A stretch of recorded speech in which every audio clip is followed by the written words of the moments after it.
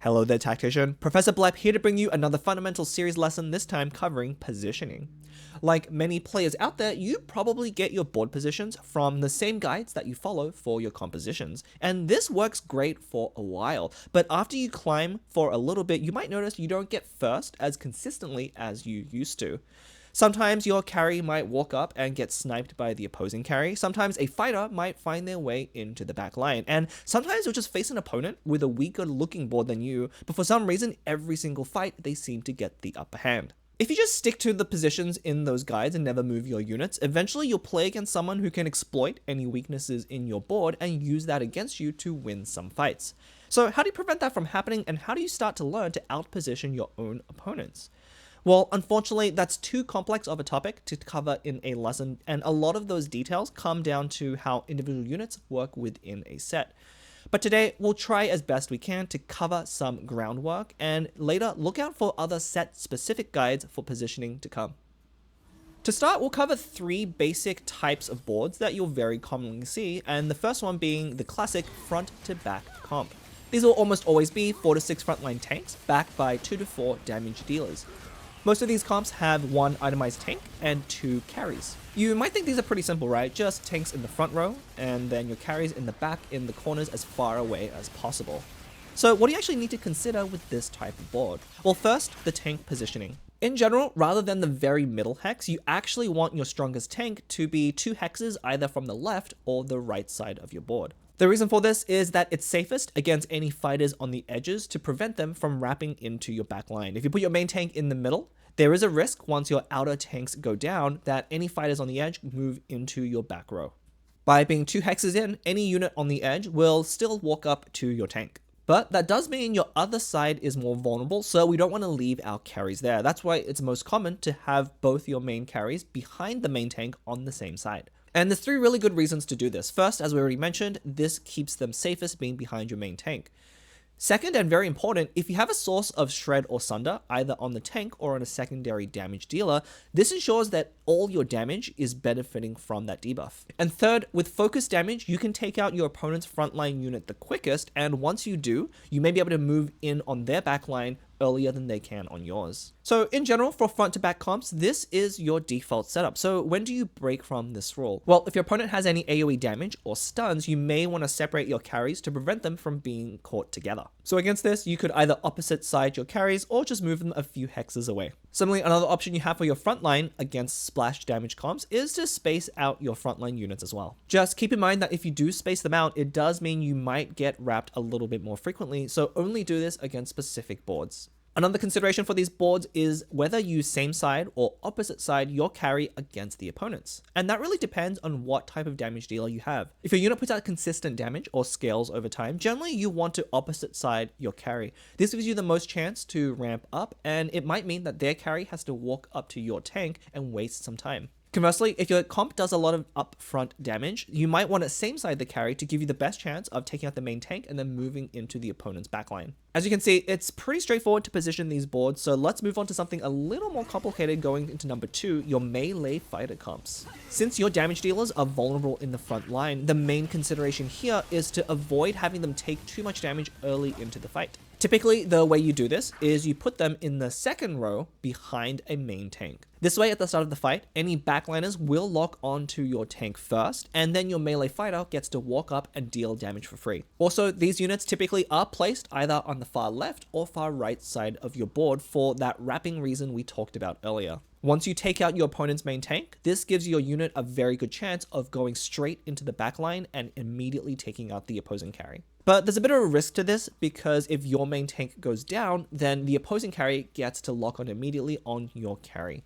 So if you don't have a single very strong frontline unit that can sustain a lot of damage, then you might want to opposite side your melee fighter and hope to wrap in the backline all the way around from the other side. Which means while front to back comps have pretty similar positioning against most opponents, melee fighters really reward you from scouting well and moving to accommodate your opponent's board. And always, if one side isn't working, just try swapping things over to the other side to see how things go. One interesting thing you should know for melee positioning is that the 2 sides of your board are not actually symmetrical. Notice that on the left side, after your unit walks up, only one of these squares can be reached. On the right though, there are 2. This means that if your opponent also has a melee unit in the second row that is one square back, on the left side, you'll hit them over the tank, but on the right side, you'll take aggro from the opponent first. So actually, your unit is safer on the left side, so stick to that position unless there's a reason to change to the other side.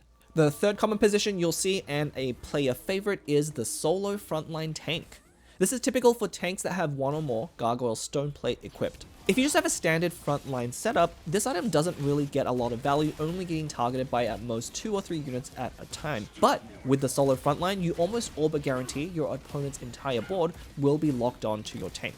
Overall, this setup is pretty straightforward. You have one tank right in the middle, and then all your backline is spread out behind. The main consideration here is, where do you put any secondary tanks? Well, most often you'll see them spread out in a V shape behind the tank. This gives you the best chance of avoiding a wrap, as this is one of the main disadvantages of having a solo frontline tank. But this means you lose a little bit of gargoyles value, because there's a chance that some of your opponent's tanks won't lock onto your solo. So if you're against an opponent that isn't going to be at risk of wrapping into your backline, say a typical front to back comp, then one thing you can do is move your other tanks even further back to ensure that your opponent's full board goes around your solo tank. Now, if you just know the general rules for those 3 types of board positions, it'll cover about 95% of the general knowledge that you need. But there's a few other special cases that are worth mentioning, so consider these extra credit. First, a very bizarre positioning, but one that you might have come across, the split comp. Typically, the reason you play this is either you have a unit that is able to jump into the opponent's backline with an ability, or you have a unit which targets the furthest hex from the current place. The idea here is actually pretty simple. If you just had a normal frontline setup, all of your tanks will stay in the middle just like that. But with this split setup, what ends up happening is your opponent's tanks will split in half to either side, forming a V shape. So if you had an assassin type unit, once they take out one side of tanks, they don't have to go through the entire front line to get into the back line. This can be great, especially if your opponent didn't put their main tank in front of their main carry, as we already recommended. So if you do find yourself playing against a comp that does this, make sure to same side your carry and your main tank. The other benefit, if you split your opponent's front line like this, is it opens up a direct line from one of your corner units to the other corner. So if there's an ability that targets the furthest unit, you'll be able to hit them without actually having to go through a tank first. If you see your opponent doing this, one way you can prevent it is to try and scout and move your backline carry on the same side behind your main tank as that unit. And if your opponent is also swapping around trying to mind game you, then one thing you can do to avoid this thing entirely is just clump all your units in one corner to have your tanks always be in front of your backline. Just don't keep this board positioning against any boards with AoE. And the final topic, while not exactly a board position, still important to know about, are units with abilities that target 4 hexes away. You'll typically find these on assassin units, the ones that like to find your way into your backline right at the start of the fight. If you're playing one of these units, the key hexes to know about are the ones 2 from the left and 2 from the right, same as the tank positioning. In this position, a unit with an ability that targets 4 hexes away will hit the corner or this middle tile. If there is a unit in that middle hex, it will be a 50-50 which one it targets. Which means if you're playing against a comp with these assassin units, it's very important to try as hard as you can to avoid placing units in these tiles. And you may even need to go a step further and place bait units in those hexes to take the first ability cast from those assassins.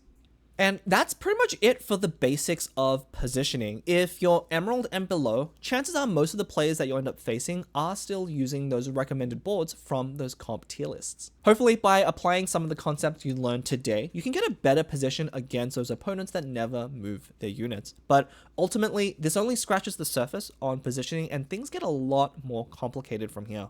And there's also some random element to positioning as well. So if all else fails and you don't know why you're losing a fight, maybe just try moving a unit around. If you do want to dive deeper into this topic though, make sure to look out for those lessons that cover the set specific interactions and positioning that you need to know about. If you have any questions or have anything you'd like to share, feel free to drop me a comment below and I'll get back to you. Otherwise, please like this video to help me out and subscribe so you can be notified when new lessons are available. And I'm still on that streaming hiatus, but if you want to follow me to know when I go live again, that's twitch.tv/blepthecat. But until then, class dismissed.